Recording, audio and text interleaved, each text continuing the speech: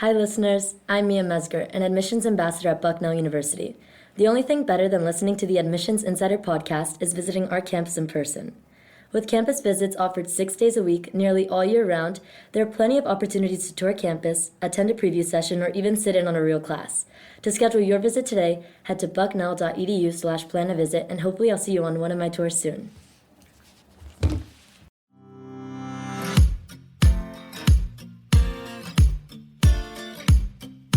For 5 years, 40 hours, and 99 episodes, we've pulled back the curtain on all things admissions, sharing expert advice for your college journey.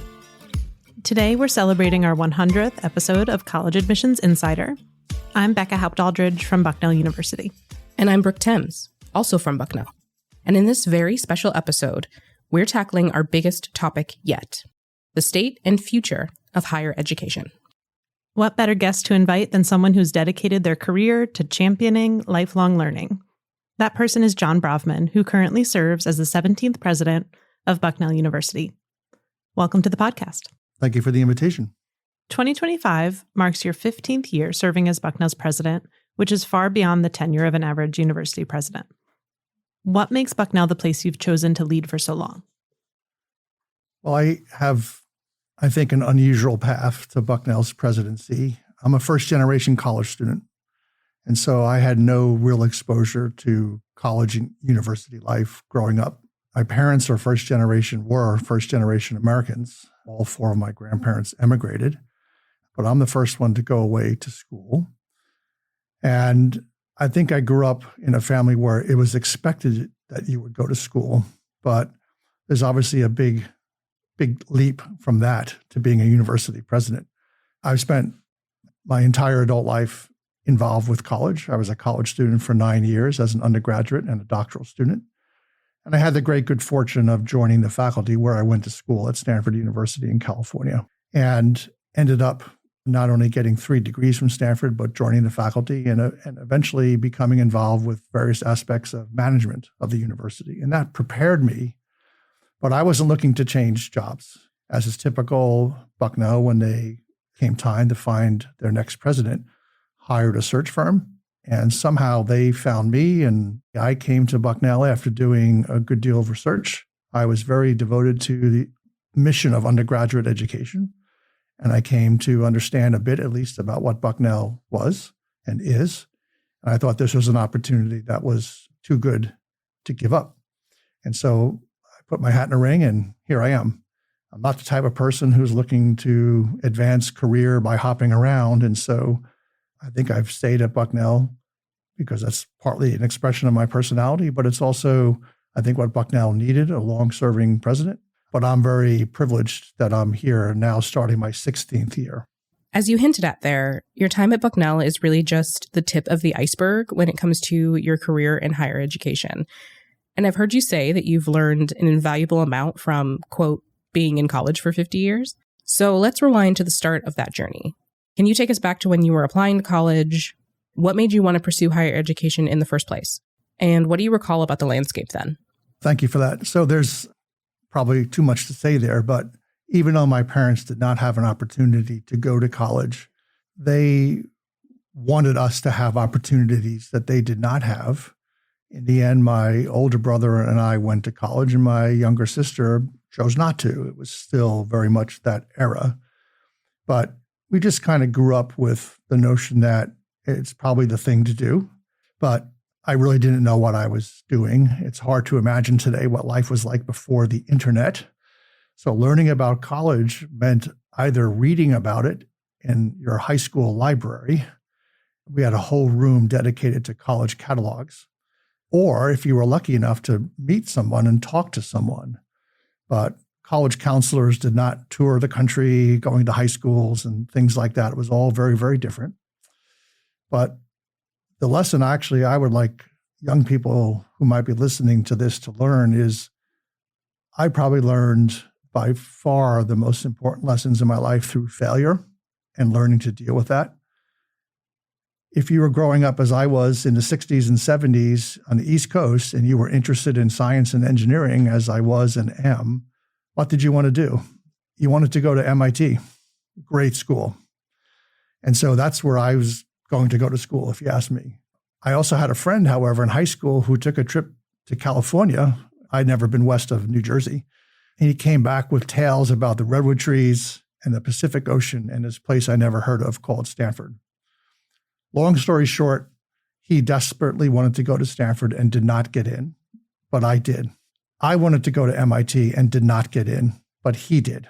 So we had elaborate ideas about switching our names for 4 years and silliness like that. But that failure, I will confess, and I've told thousands of people over the last 50 years, that hurt a lot at the time, but Stanford was right for me, and I dealt with that failure and learned from it and others along the way.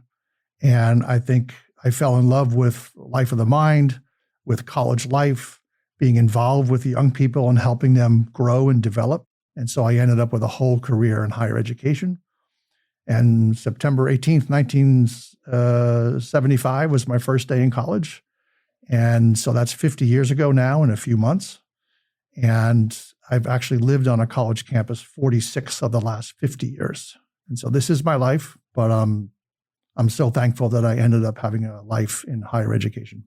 That's such a great message for our listeners, especially about failure, when so many of them have either their mind fixed on a particular institution throughout the search process, maybe this other path or other direction that they're presented could work out in ways that they could have yet to imagine at that time in their search process. And that's really the main goal of this podcast, to demystify the college process for families who may be navigating it for the first time. In what ways was your college experience shaped by being a first-generation student?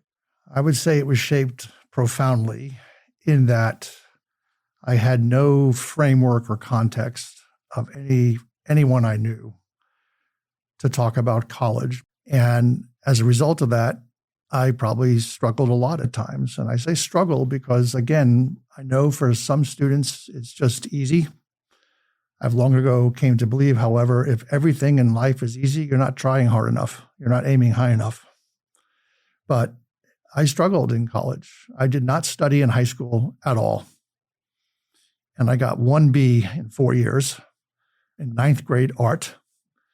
It's funny how you remember these things, right? The important lesson is I never learned how to study. And that was not good preparation for Stanford University, even, I'll say, in 1975, let alone today.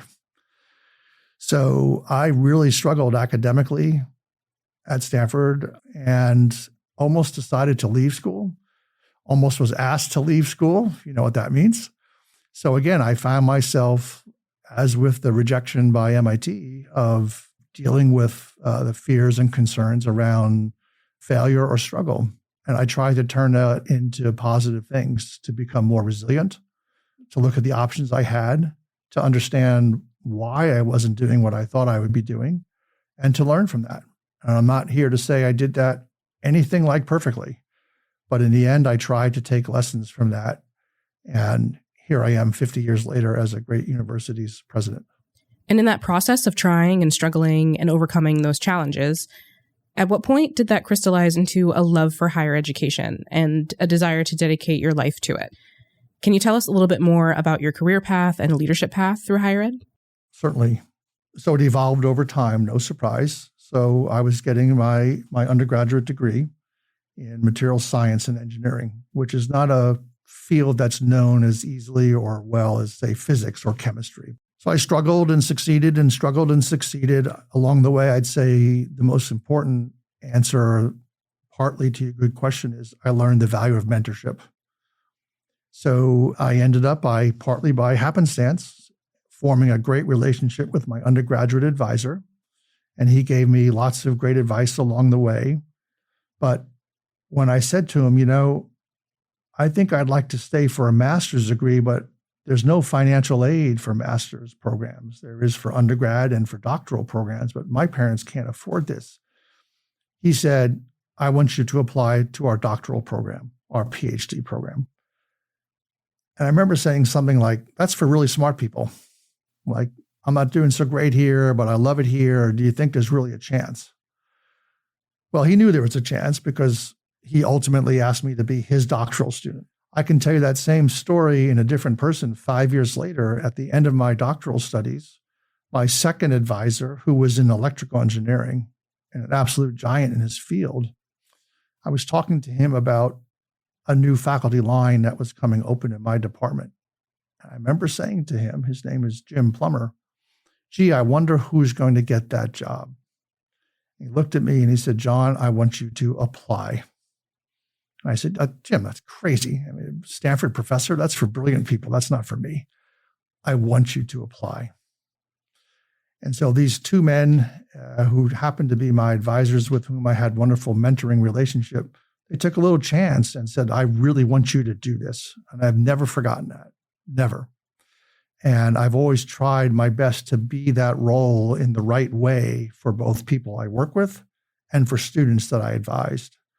So in the end, I was at Stanford for 26 years on the faculty, 9 years as a student and doctoral student, had lots of advisees, undergrad and graduate students. And then in 2010, of course, is when Bucknell came calling. But it was those and many other experiences that I think prepared me for the work I do now with a fantastic team of colleagues. And there's many other nuances along the way, but I have to say again, learning from failure is, for me, the most powerful set of lessons I've ever had. You've undoubtedly seen a lot of shifting sands throughout your career since that time.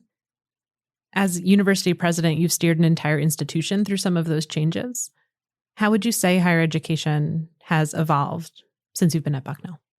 The changes in higher education are hotly debated and enumerated differently by different people and journals and things like that. But I think there's a general understanding that higher education is at an important point in its trajectory in this country and probably around the world. I've been very clear that one of the things that concerns me most now is the diminishing public support for higher education and contemplating the reasons for that and what we can do about that. And they're not nearly as simple as many people would have it be.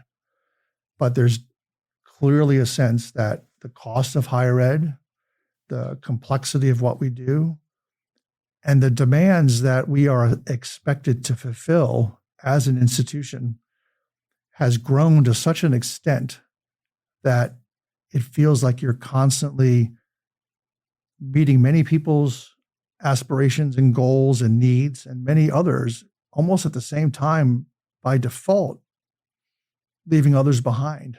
And of course, that's never our intention. But I believe very deeply, ever more so, in higher education and our mission to prepare people for the next 60, 70, 80 years of their life when they graduate. I think challenges have always been there, but they do change in character over time. And the one that worries me the most, right now at least, is what appears to be a pretty broad-based decline in public support for higher education. On the admissions side, what is the most significant thing that you're seeing? Well, it starts with just the raw number of high school seniors in this country starting this year. I believe that 2025 was the peak year of high school seniors in the country. And that number, it's just demographics. The birth rate declined starting 18 years ago and continued to go down. So over the next, let's just say on the order of 2 decades, we're going to see a material drop in the number of high school seniors. We also know that the possibilities of students who don't choose college, who choose an alternative pathway, may also go up, partly because of technology, or maybe powerfully so because of technology and AI and all that. So there's those two forces combining that we cannot take for granted at all, that the pool of students interested in Bucknell or any place is not going to have an effect on what we do. And while there's no right answer or solution to these dilemmas facing the future of higher education, we institutions look to the university president to help guide us and steward us through some of those changes. What are you viewing as a top priority for institutions moving forward? I think we cannot ever give up on our historical mission of a broad, what we call liberal arts education. This is the life of the mind. This is what prepares you for changes that I think will be coming ever more frequently in our graduates' lives in the 60, 70 years after they graduate.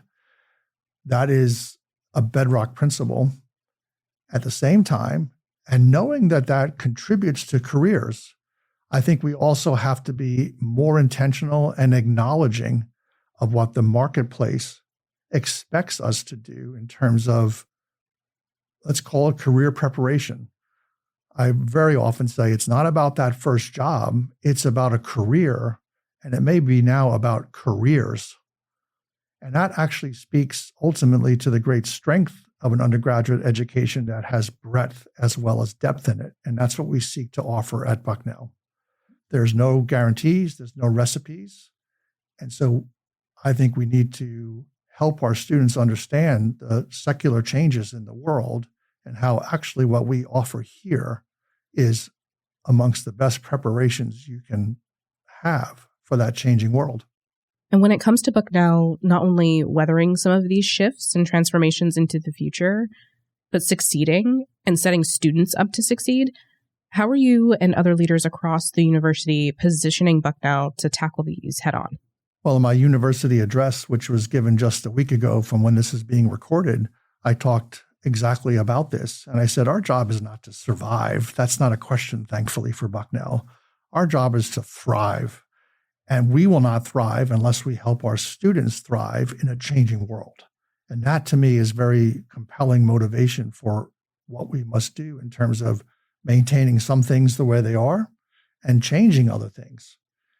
It's well known that universities don't change typically very quickly, and that has been a great help to responding needlessly to faddishness. But it's very clear to me also that the world is changing in a way that we have to alter some of the things we do, some of our motivations. The happy news is that's not new. That's never been new.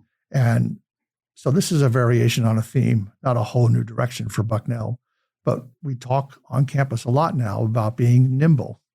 We talk about dealing with change. And in my addresses and statements and what have you, most of which are public, I talk about things as explicitly as market forces. And I understand that many people in education have not really thought about it that way before or don't want to. But my job as president is to tell the truth and to say, these market forces we cannot by any means ignore. But we don't have to fundamentally change who we are either. And no one confronts challenges, let alone challenges to this scale and scope, without optimism that there's a solution on the other side. Do you have a vision for what you hope colleges and universities look like in the decades to come? Well, you're certainly right. If you're not optimistic, this is not the job for you. I am very optimistic. As I said earlier, I've spent my whole career in higher education, and that's no accident. I've seen it changing lives again and again and again. I've also said that there's an element of faith in higher education, and faith is a belief in things you can't see or prove. But every once in a while, we see a bit of the future that we helped create. I'm a scientist and engineer, and sometimes people say, oh, you're an engineer. What do you build? I say, well, yeah, I'm an engineer, but I'm also an academic. And what I build young people. And I build young people for a changing world. And that, of course, takes vast teams of people, faculty and staff. But we're building young people to become the best version of themselves they can possibly be.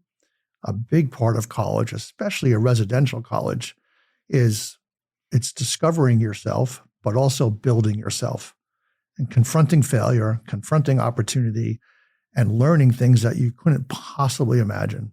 It's clear to me, and I hope for our listeners as well, that you're not just optimistic. I mean, even in that phrase, I build young people, you truly believe in the persistent value of higher education. That's been a force in your life and a force in your career. So in this future world that we're talking about, how can we work to preserve that value? Or how might that value need to shift for the better? I think it will shift. I'd rather use a word like evolve, because it has. I think we need to remember that Bucknell University was founded, first of all, as the university at Lewisburg, and it had a mission that is really quite different than it does today. We were an early adopter of having women here, And we had African-American student much earlier than many schools. So in many ways, those are just signposts of a willingness to change. In my lifetime, I think it was 1980 was the first graduating class at West Point and the Naval Academy that had women. And to me, that's part of my lifetime. I know to students today, that's ancient history, but that again tells you large-scale changes are possible and are needed in higher education. And our job as educators is to debate and argue and fight about when and where and how, but we will continue to evolve to balance as best as we possibly can who we are, what we do, why we do it, how we do it, who pays for it, with a changing set of constraints and contexts that the marketplace provides us. You've done this quite a bit throughout this episode, and very well, but we like to invite our guests to speak directly to the prospective student or family who might be listening to this episode or sharing it with someone in their life. I want to invite you to speak directly to those folks who might be questioning college or have even lost a bit of trust in institutions. What do you want them to leave this episode with? Well, I might give an answer that some people, gee, why did he say that? I'll say that college is not for everyone. Bucknell is not for every college student. That's impossible. But I even more powerfully would say, make sure you've done as much work and homework as you possibly can to understand why you may or may not feel a certain way. Clearly, the historical precedent suggests that going to college and getting a high school and then a college degree makes a difference in huge numbers of people's lives. That doesn't mean it's right for everybody, but the burden is on someone who says, we've passed that period of time. No. My whole set of colleagues here, we build young people. Colleges across the country, high schools across the country, they're building young people for very good purposes. So I would ask you to ask yourself why you think that's the case. There's no right or wrong answer, but my experience is you can be a trendsetter by bucking history, but if you do that, make sure you have good reasons why. And I think most people will continue to conclude that as much education as you possibly can get, you will have a better, richer, deeper, more fulfilling and rewarding life than if not. It's not for everybody, but we will give you opportunities to grow in ways that I don't know how you can match them away from a college experience. President Bravman, we want to thank you for being on this episode with us. You've left our listeners with lots of insights and lots of inspiration from your story and lots of hope for the future of the work that we do and why we do it and who we serve. Well, thank you very much for the opportunity, and always glad to talk about college and Bucknell. Thank you. And thanks to everyone out there for listening. If you're a fan of the podcast, please take a moment to rate, subscribe, and share this episode with the students and families in your life. You're invited to follow Bucknell on all your favorite social media apps. Just look for @BucknellU on Instagram, Facebook, Twitter, YouTube, and TikTok. And you can also follow our student-run Instagram account, which is @IamRayBucknell. Until next time, keep on reaching for your dreams and your dream school.